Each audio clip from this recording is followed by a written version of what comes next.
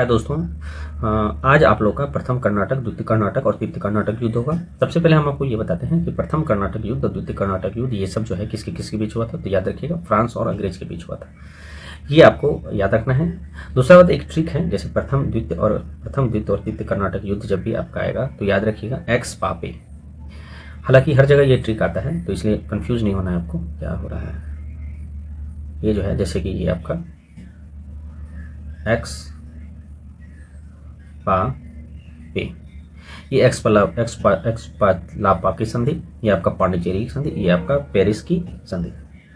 ये एक्स लापा की संधि, ये आपका पांडिचेरी की संधि। द्वितीय कर्नाटक युद्ध तीसरा में आपका क्या है, ये आपका पेरिस की संधि। और तीसरा में ही आपका पौगंडी वर्ष का युद्ध हुआ था 1760 में। ये ज़्यादा इंपॉर्टेंट है। चलिए बिना किसी देरी का हम लोग स्टार्ट करते हैं। प्रथम कर्नाटक युद्ध का तत्कालिक कारण आपका अंग्रेज कैप्टन बर्नेट द्वारा फ्रांसीसी जहाज़ों का अधिकार कर लेना था। एक्चुअली यार देखिए, प्रथम कर्नाटक युद्ध जो है ऑस्ट्रिया का युद्ध कहा जाता है, ऑस्ट्रिया के उत्तराधिकारी का युद्ध, ठीक है।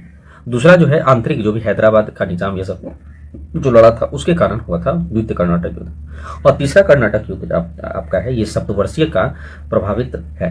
मतलब ये सप्तवर्षीय मतलब इंग्लैंड, देखिए क्या होता है कि जब यूरोप में अंग्रेज और फ्रांस के बीच लड़ाई होता था तो वो लोग भारत में भी लड़ाई हो जाता था, ठीक है। तो इस चीज़ का आपको ध्यान में रखना है। तो प्रथम कर्नाटक युद्ध याद रखिएगा, ऑस्ट्रिया के उत्तराधिकारी के कारण। प्रथम कर्नाटक युद्ध का तत्कालीन कारण अंग्रेज कैप्टन बर्नेट जो था, बर्नेट याद रखिए, बर्नेट द्वारा फ्रांसीसी जहाज पर अधिकार कर लेना था। यह युद्ध ऑस्ट्रिया के उत्तराधिकारी युद्ध मतलब इंग्लैंड और फ्रांस के बीच का परिणाम था। ऑस्ट्रिया का युद्ध, ऑस्ट्रिया के उत्तराधिकारी का युद्ध जब वहां हो रहा था इंग्लैंड और फ्रांस में, तो यहाँ भी आपका क्या किया कि बर्नेट अंग्रेज क्या किया, फ्रांसीसी जहाज को अधिकार कर लिया। डुप्ले याद रखिए, उसमें डुप्ले ने क्या किया, मॉरिशस पोर्ट लुइस मॉरिशस के पोर्ट लुइस के फ्रेंच गवर्नर ला बुर्दने के सहयोग से मद्रास के गवर्नर मोर्स याद रखिए को 1746 में पराजित कर आत्मसमर्पण के लिए बाध्य किया। मोर्स याद रखिए अंग्रेज गवर्नर था और 1746 में डुप्ले बहुत महान था, डुप्ले बहुत समझदार था। वो जो है ये जानता था कि हमको किसी न किसी तरह इसको मद्रास के गवर्नर को कैप्चर करना है। तो मोर्स नाम का आपका अंग्रेज गवर्नर था, उसको क्या किया 1746 में पराजित किया और उसको बोला कि तुम आत्मसमर्पण कर लो, नहीं तो तुम्हें मार दिया जाएगा। मद्रास पर फ्रांसीसी अधिकार के बाद डुप्ले एवं ला बुर्दने, ये देखिए ये दोनों जो है आपका फ्रांसीसी गवर्नर है के बीच मतभेद उत्पन्न हो गया, दोनों के बीच लड़ाई हो गया। याद रखिए दोनों एक ही फ्रांसीसी ही है।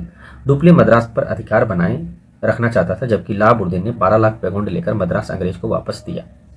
तो कहीं ना कहीं डुप्ले समझदार था, वो बोले नहीं रहने दो। और लेकिन बुर्दने जो है ना एकदम बुर्बक ही था, वो क्या कि ऐसा करो 12 लाख पैगुंडा ले लो और चुपचाप मद्रास अंग्रेज को वापस कर दो। लेकिन डुप्ले जानता था अगर ये मद्रास ले लेता है तो फिर ये और अमीर हो जाएगा और अंग्रेज राज किया, और वही हुआ। अब जो है अंग्रेज बहुत भयानक राज किया। उधर क्या, कर्नाटक का नवाब अनवरुद्दीन अपने पुत्र महफूज खां के नेतृत्व में 10,000 सैनिक मद्रास का अधिकार करने हेतु भेजता है।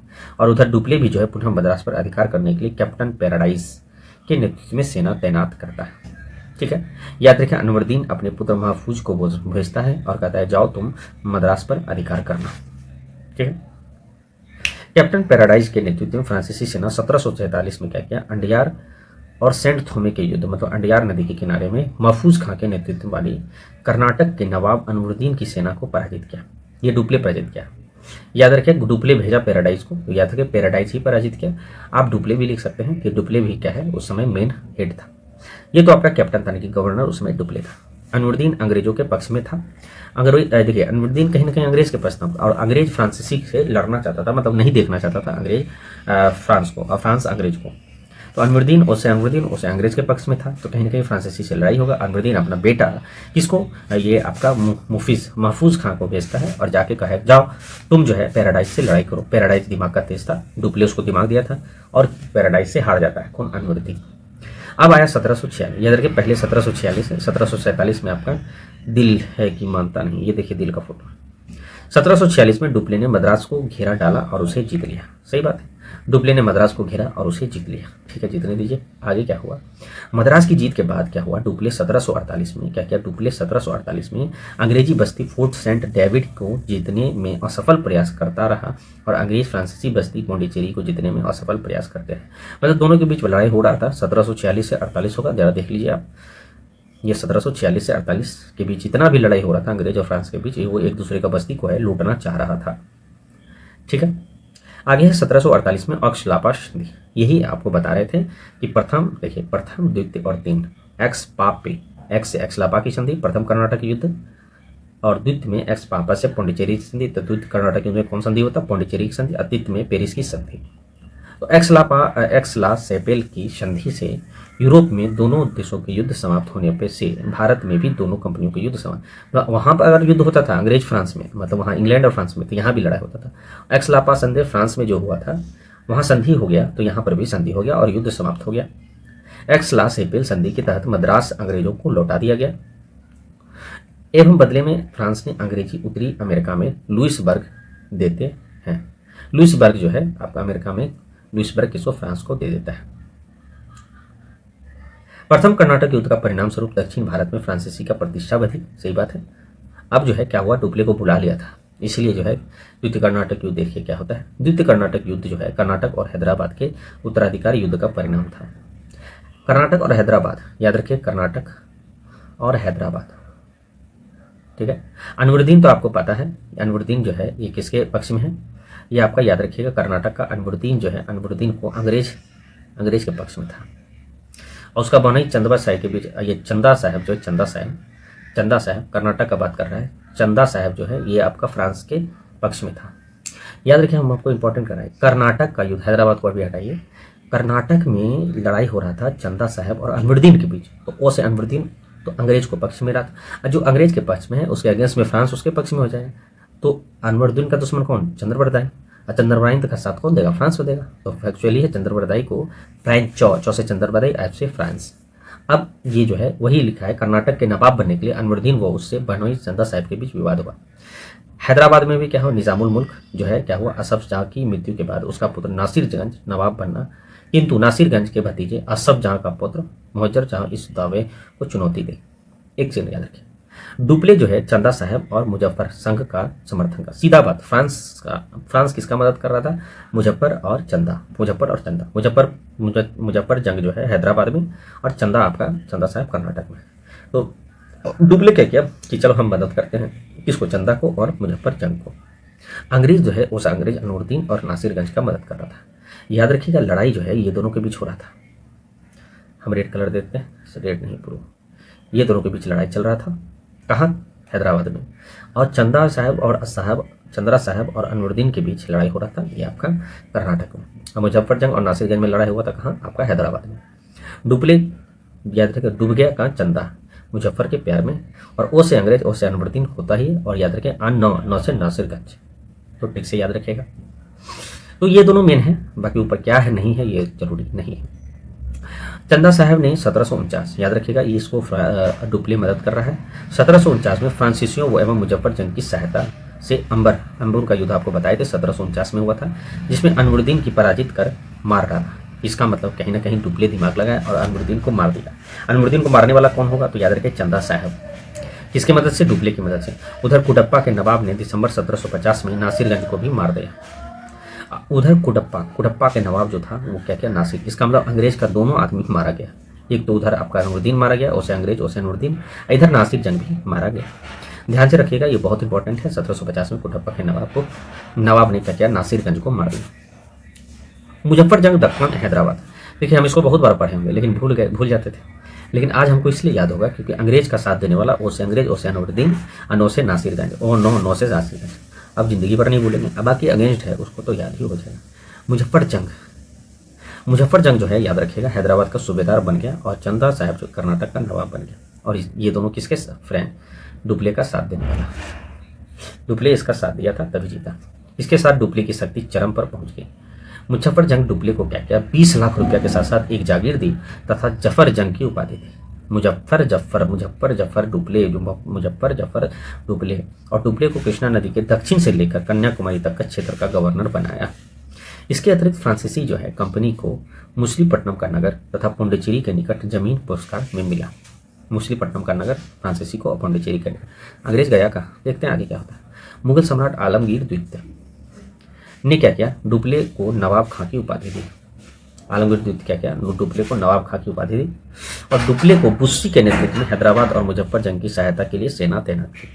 अब देखिए डुप्ले ने क्या है, बुस्सी के नेतृत्व में, बुस्सी एक नाम होगा जैसे अभी कुछ देर पहले पैराडाइज था, वो कैप्टन होगा, उसी तरह डुप्ले का एक और कैप्टन बुस्सी है, उसी के नेतृत्व में हैदराबाद में क्या किया, मुजफ्फर जंग की सहायता के लिए सेना तैनात की।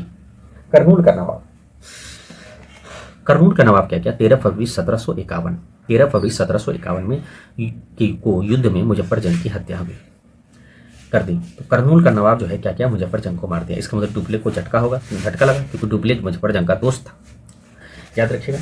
तो इस चीज़ को आपको ध्यान में रखना है। एक सेकेंड रुक जाइए, लाइट आता है, दिक्कत होता है, ठीक है।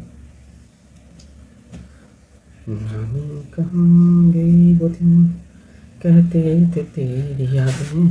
13 फरवरी 1751 को मुजफ्फर जंग की हत्या हुई, और 1751 में ही मुजफ्फर जंग की मृत्यु के बाद बुस्सी ने क्या किया, सलाबत जंग को दक्कन का सूबेदार बनाया। बुस्सी फ्रांस का कैप्टन होगा, डुप्ले भेजा था। अब देखा कि भाई मुजफ्फर जंग मर गया, इसलिए सलाबत जंग को क्या है, दक्कन को सूबेदार बनाया। एक्चुअली क्या है, हम आपको बार बार ये कहते हैं, एक्चुअली होता क्या है कि हम जितना डाटा इतना है, कौन याद करेगा, कैसे याद करेगा। तो भैया यूट्यूब पे 24 घंटा धरा हुआ है, ये आप प्लेलिस्ट में जाके देखिएगा, आप उसको बार बार पढ़िएगा, स्पीड में तुरंत देखिए। जैसे कि आप जैसे एक बार देखें तो चलो स्लो देखें, दूसरा बार देखें भी तो स्लो देखें, तीसरा चौथा बार आप कम से कम मिनिमम आप इसको 5 बार देखिए, और सप्ताह में 2 बार। तो इस तरह से क्या होगा, मतलब 5 बार देखना है, 2-3 दिन बाद फिर 1 दिन बाद, फिर 1 सप्ताह में 1 बार और देख लेना, तो 100% दिमाग में आपका घुस जाएगा। हम स्पीड जो है करके आपको बताते हैं, ताकि आपको जो है एक एक चीज़ क्लियर हो। सलाबत जंग के फ्रांसीसियों का आंध्र का क्षेत्र, जो उत्तरी सरकार के नाम से जाना जाता था, पुरस्कार में दिया। फ्रांसीसियों को क्या किया, आंध्र का क्षेत्र दिया, सलाबत जंग। चलिए आगे देखते हैं क्या है। ये आपका ये प्रथम कर्नाटक युद्ध का ही खेल है। अच्छा, द्वितीय कर्नाटक युद्ध, अच्छा ये द्वितीय कर्नाटक युद्ध जो है आपका यहाँ पे 1749 से 1754 के बीच हुआ था। ये आपका द्वितीय कर्नाटक युद्ध का बात है, ठीक है। हैदराबाद का उत्तराधिकारी तो आपको बता ही थे। यहाँ पे पौंडीचेरी का संधि लेकिन नहीं हुआ है। अच्छा देखते हैं आगे होगा पक्का। उधर अनवरुद्दीन जो है ये पुत्र मोहम्मद अली, याद है कि मोहम्मद अली ये मारा गया है। अनवरुद्दीन ने अंग्रेज से मदद मांगी, वो त्रिचनापल्ली दुर्ग में शरण ली। फ्रांसीसियो व चंदा साहब ने त्रिचनापल्ली को 1751 में घेर लिया। फ्रांसीसियो व चंदा साहब ने क्या क्या त्रिचनापल्ली को 1751 में घेर लिया, और इस समय रॉबर्ट क्लाइव, बहुत इंपॉर्टेंट है, कि सुझाव पर अंग्रेज सेना ने त्रिचनापल्ली पर दबाव कम करने के लिए प्रसिद्ध कर्नाटक की राजधानी अर्काट का घेर डाला। मतलब तुम उधर डालो त्रिचनापल्ली में, हम डायरेक्ट जो है कर्नाटक को ही घेर डालते हैं, ऐसा रॉबर्ट क्लाइव। इसीलिए जो है ना इसको जो है स्वर्ग से उतरा हुआ सेनापति कहा जाता है, क्योंकि ये बहुत डुप्ले से भी ज़्यादा दिमाग लगाया। अब क्या है, जब चंदा साहब ने अपने पुत्र रजा खां को भेजकर अर्काट में क्लाइव को घेर लिया, लेकिन अंत में लॉरेंस की सैन्य सहायता से अंग्रेज अर्काट जीत लिया। मतलब क्लाइव जो है, ठीक है क्लाइव दिमाग तो लगा ही रहा था, लेकिन लास्ट में जब चंदा साहब कही कि रजा खां तुम जाओ वहाँ कर्नाटक की राजधानी को संभालो, हम यहाँ त्रिचनापल्ली को घेरे हुए हैं। तो क्लाइव क्या क्या दिमाग लगा, वो बोला कि जाओ लॉरेंस जो है, लॉरेंस आओ तुम, यहाँ हम घिरा गए हैं। तो लॉरेंस क्या क्या दिमाग लगा और वहाँ जाके अंग्रेज को जो है अर्काट जीत लिया। फिर अंग्रेज अर्काट जीत लिया, मतलब लॉरेंस जीत लिया अर्काट। नोट, यहाँ पे नोट क्या है कि क्लाइव ने मोर्स की जगह आए गवर्नर सॉन्डर्स को अर्काट का घेरा डालने की सलाह दी थी, जिससे तुरंत मान लिया गया। क्लाइव ने मोर्स की जगह आए गवर्नर सॉन्डर्स को अर्काट का घेरा डालने की सलाह दी थी, जिसके तुरंत बाद जो है मान लिया। अंत में फ्रांस की हार हुई। वो जो है चंदा साहब तंजौर पहुंचा, जहां उसकी हत्या कर दी गई, और चंदा अली कर्नाटक का नवाब बना।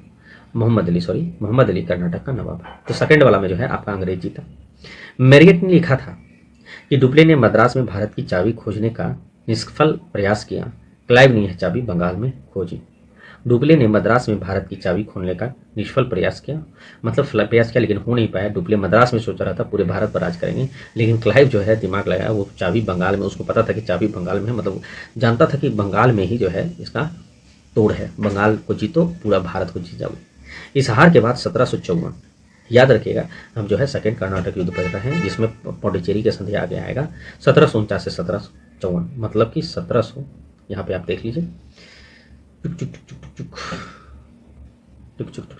हाँ 1746 से 48, 46 से 48, फिर 49 से 54, अब जो है आगे अभी आप देख लीजिए पौंडीचेरी का संधि है।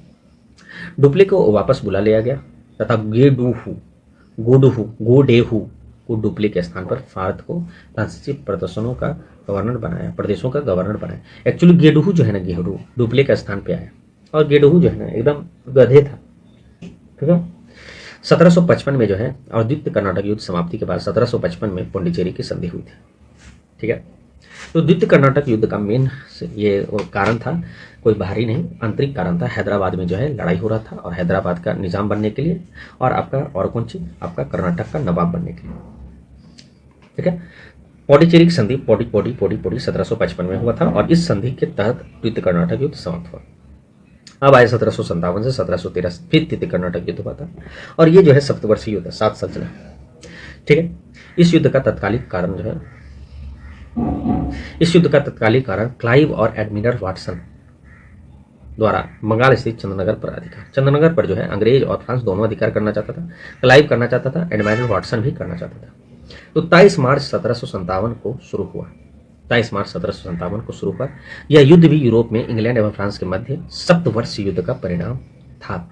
1756 से 63 जो युद्ध हो रहा था वहाँ इंग्लैंड और फ्रांस में, तो हमें क्या बोले, हमको यही बोले थे कि इंग्लैंड और फ्रांस में जो युद्ध हो रहा है तो वहाँ होगा, तो भारत में भी इंग्लैंड फ्रांस का आदमी है ना, सेना है, तो यहाँ भी युद्ध करने लगेगा।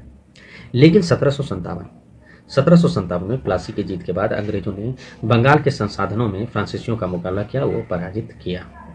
तो प्लासी के जीत के बाद क्या है, अंग्रेजों ने क्या किया, बंगाल के संसाधनों से, बंगाल में जितना कुछ भी था उसका औजार या जो भी था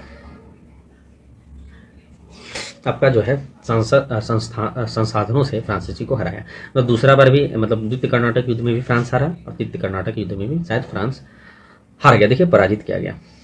1758 उसके बाद 58 में विशाखापट्टनम के चंदुरथी का युद्ध, बैटल ऑफ चंदुरथी में अंग्रेज ने फ्रांसीसियों को हरा दिया। अच्छा, एक चीज़ याद रखिएगा, आपको कंफ्यूज होगा, डेट से याद नहीं होगा, तो याद रखिएगा, कुछ नहीं याद करना, बस तृतीय कर्नाटक को 1757 से 63, प्रथम 1746 से 48, द्वितीय 1748 से 1700 आपका 56, एक सेकंड, हाँ यार वही तो था, 54, 1749 से 1754, 1749 से 1754, फिर आपका यहाँ पे क्या है 1757 से 1763। 1760 में अंग्रेज सेनापति सर आयरकुट, क्या है, सर आयरकुट ने लाली के नेतृत्व वाली फ्रांसीसी सेना को वांडीवास नामक स्थान पर पराजित किया। याद रखिए, लेकिन लाली ये जो है अंग्रेज का सेनापति था, और सेनापति लाली बहुत समझदार था। वो वांडीवास का युद्ध हुआ 1760 में, वो क्या किया, फ्रांसीसी को पूरी तरह हरा दिया। फ्रेंच सेनापति बुस्सी को बंदी बना लिया और लाली पौंडीचेरी भाग गया। अच्छा, लाली के नेतृत्व में लाली पौंडीचेरी भाग गया। अंग्रेज सेनापति ने लाली के नेतृत्व वाली लाली जो है आपका फ्रांस का था, और लाली को हरा दिया, कौन, आयरकुट। और वहाँ बुस्सी जो था, सेनापति बुस्सी, कौन, फ्रांस का ही, उसको बंदी बना लिया। याद रखें, हम फिर से बोल रहे, लाली फ्रांसीसी, फ्रांसीसी, फ्रांसोसी, लाली पौंडीचेरी का था। मालसेन क्या है, मालसेन ने वांडीवास के युद्ध के बारे में कहा था, क्या, मार्टिन, ज्यूमा, डुप्ले, ये सब कौन है, ये सब का फ्रांसीसी गवर्नर है, ने जिस शक्तिशाली इमारत को खड़ी करने के योगदान दिया था उसे इस युद्ध में मिट्टी में मिला दिया। लाली की सारी आशाओं पर पानी फेर दिया गया तथा पौंडीचेरी के भाग को इसने चौपट कर दिया। लाली जो है, लाली ये पनी हो गया, मतलब बेकार हो गया, लाली कुछ नहीं कर पाया लाली, ठीक है। लाली के चक्कर में रह गया, तो फ्रांस को ऐसे भी हरा, मतलब फ्रांस का था लाली गवर्नर। वांडीवास के युद्ध में भारत के फ्रांसीसी का भाग्य निर्णय कर दिया एवं अंग्रेजी आधिपत्य का फ्रांस से चुनौती समाप्त हुई। अब जो है वांडीवास का युद्ध बहुत इंपॉर्टेंट युद्ध था, क्योंकि इसमें फ्रांस पूरी तरह नस्तभूत हो गया, फ्रांस खत्म हो गया। और जब खत्म हो गया तो फिर क्या हुआ, याद रखिए, डुप्ले को बुला लिया था, अगर नहीं बुला तो शायद डुप्ले जीत जाता, ठीक है। अब है फ्रेंच सेनापति काउंट लाली, वही लाली ने मद्रास के जीतने में असफल प्रयास किया, मतलब वो चाह रहा था लेकिन लाल जीता नहीं। लाली चिड़चिड़े व क्रोधित स्वभाव का था। लाली ने 1761 में अंग्रेज के समक्ष आत्मसमर्पण कर दिया तथा बाद में फ्रांसीसी सेना क्या किया, कुछ तो किया होगा, ने मुकदमा लगाकर लाली को फांसी दे दी, ठीक है। 1761-1763 क्या है भैया, पौंडीचेरी पर अंग्रेज का अधिकार कर लिया गया, और 1763 में पेरिस की संधि यूरोप के सप्तवर्षीय युद्ध समाप्त होने पर भारत में भी समाप्त हो गया। क्या बोले कि वहां समाप्त होगा तो यहाँ भी समाप्त होगा। युद्ध के अंत में 1763 में क्या हुआ, अंग्रेज ने पौंडीचेरी और अन्य कुछ प्रदेश फ्रांसीसी को लौटा दिया। याद रखिए कुछ दिन तक पौंडीचेरी रहा फ्रांस के। मैं बोला कि चलो कुछ भाग दिया जाता नहीं, मतलब कि पूरे भारत अगर 100% है तो उसमें तीन ही % आपको फ्रांसीसी को दिया, किंतु वे इनकी किलेबंदी नहीं कर सकते। तीसरे कर्नाटक युद्ध में फ्रांसीसियों पर निर्णायक पराजय हुई। वो भारत में जो है उनकी राजनीतिक महत्वाकांक्षा हमेशा के लिए समाप्त हो गई। आपका फिजियोक्रेट फ्रांसीसी व्यापारी थे जो मुक्त व्यापार के समर्थक थे।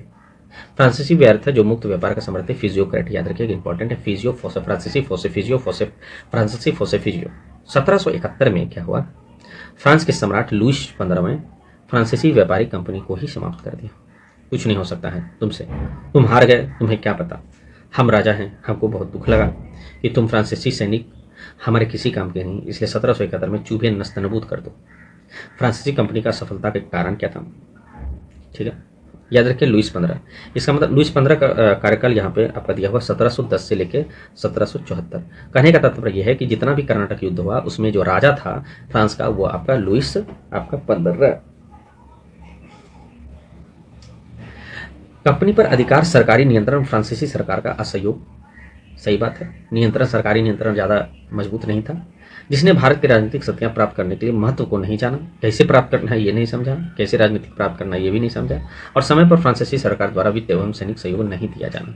ना ही सैनिक वित्तीय सहायता किया था और ना ही सैनिक सहयोग दिया गया था फ्रांसीसी सरकार द्वारा। तो पहला कारण यह है। दूसरा कारण है इंग्लैंड के 9 सैनिक श्रेष्ठ था।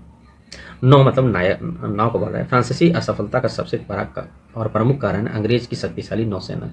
इस समय नौसेना अंग्रेज का बहुत अच्छा था, फ्रांस का नहीं था। तीसरा कारण है अंग्रेज के बंगाल में जीत, जिसके आधार पर अंग्रेज को अपार धन प्राप्ति हुई थी और फ्रांसीसी सेनापति की तुलना में अंग्रेज सेनापति अधिक कुशल थे। 5-6 थल और नौसेना के फ्रांसीसी कमांडों में मतभेद था। थल और नौसेना के बीच फ्रांसीसी कमांडर में मतभेद था और फ्रांसीसी कंपनी का दुर्बल संगठन ठीक नहीं था फ्रांसीसी का। भारत की आज़ादी के समय भी 5 भारतीय क्षेत्र फ्रांस के अधीन हुए। पौंडीचेरी, माहे, चंद्रगंगर बंगाल में, करैकल तमिलनाडु और यमन होना चाहिए आंध्र प्रदेश। तो ये आपका टोटल जो है 5 प्रदेश आज़ादी के बाद भी था। तो आपको क्या बोलें कि पूरे भारत का हमको लगता है कि हम बेकार 3-4% बोल दिए, केवल 1% ही समझिए। आपको भारत में फ्रांस का हट जाता है, ठीक है। तो ये आपका फ्रांसीसी का कुछ था, ये याद रखना है आपको, ठीक है, बहुत इंपॉर्टेंट है। और भी फ्रांस का देख लेते हैं क्या है। 1721 में मॉरिशस, 1725 में मालाबार और 1739 में करैकल पर कब्जा किया था। और भी कुछ है, सही है, क्या है भाई। डॉक्टर प्रफुल्ल चंद्र घोष 15 अगस्त 1947 को पश्चिम बंगाल के पहले मुख्यमंत्री बने। 1 जनवरी 2001 को कलकत्ता का आधिकारिक तौर पर कोलकाता का नाम दिया, 2001 में दिया गया, ठीक है। और भी कुछ है, नहीं है। चलिए, 1668 में सूरत और 1659 में सुमो आपको बोले थे, मुसलीपट्टनम फ्राई, ठीक है।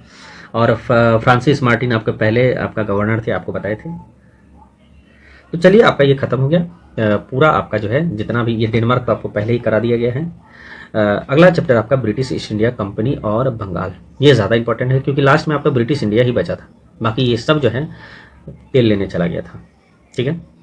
तो और भी कुछ ये सब आपका कंप्लीट है, ठीक है। अंडरलाइन नहीं है क्योंकि ये जो है अपग्रेड करने पर क्या हुआ कि ख़त्म हो गया, ठीक है।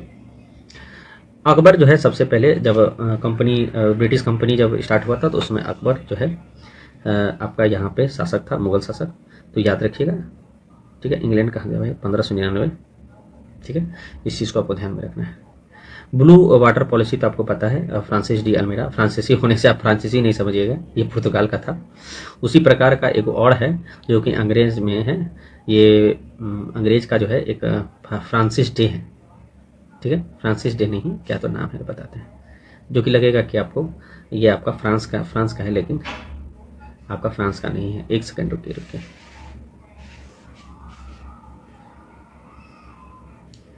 एक सेकंड।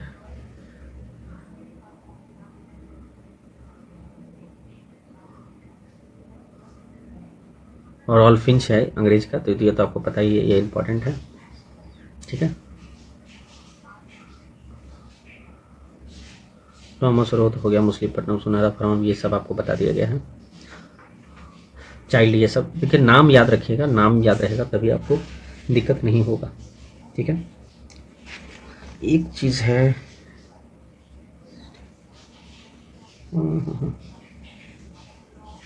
यही आपको शायद बताना था। ठीक है, हाँ, फ्रांसिस डे जो है याद रखिएगा, ये आपका अंग्रेज का था।